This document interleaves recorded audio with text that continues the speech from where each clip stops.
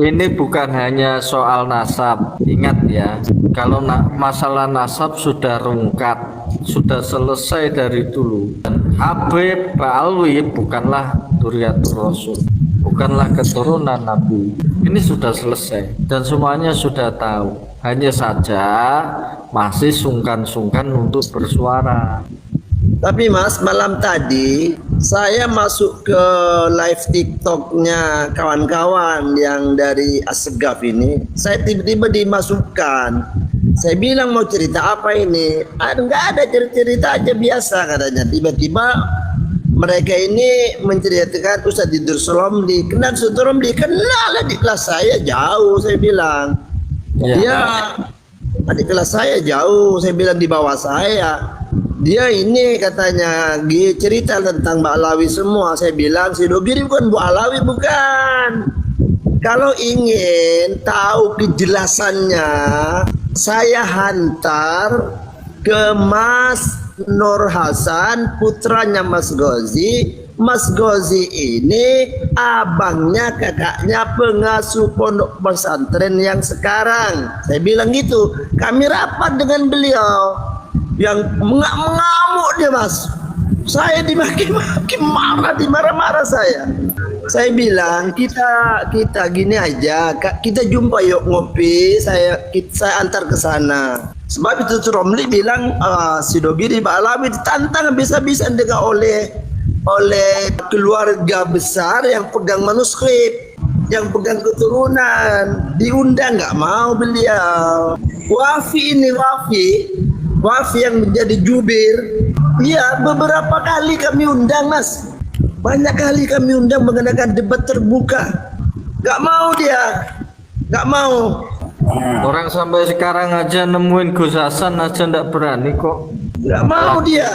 Saya bilang ini bukan Gus Hasan Mas, ini namanya Mas Yasin, Muhammad Yasin, kawan saya.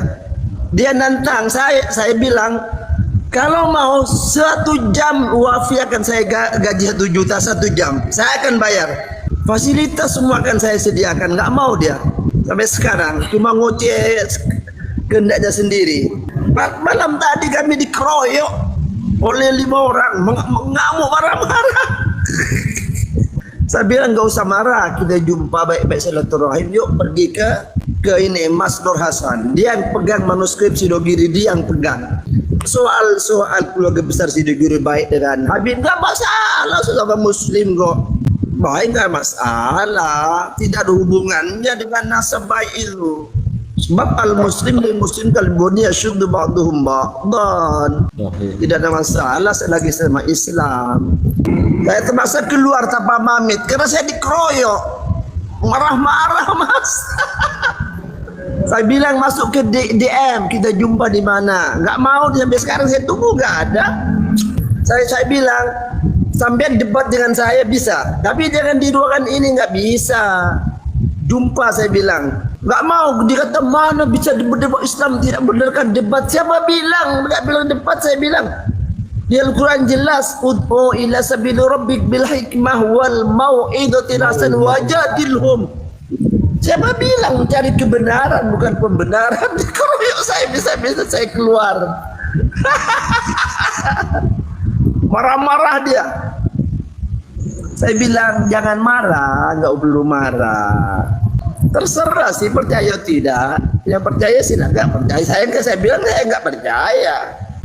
Jadi sebetulnya tentang nasab ini tidak dibiarkan. Memang kiai-kiai ulama-ulama kita ini cerdas, dibiarkan dulu mendapat hukuman sanksi sosial sangat lama, sehingga tidak satupun terlewatkan untuk pemahaman dan juga tentang pengetahuan ilmu nasab ini. Iya.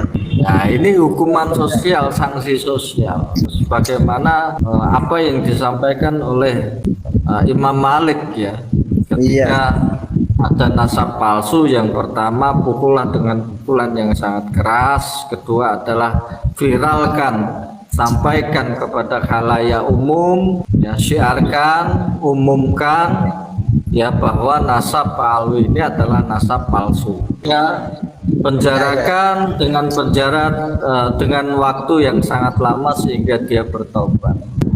Bahaya Mas, ngaku-ngaku kan bahaya memang.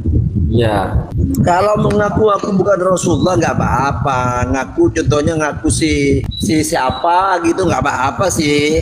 Ngaku. malah pakai mukodem malah jawabnya kan anallah. Nah, Iya. anallah.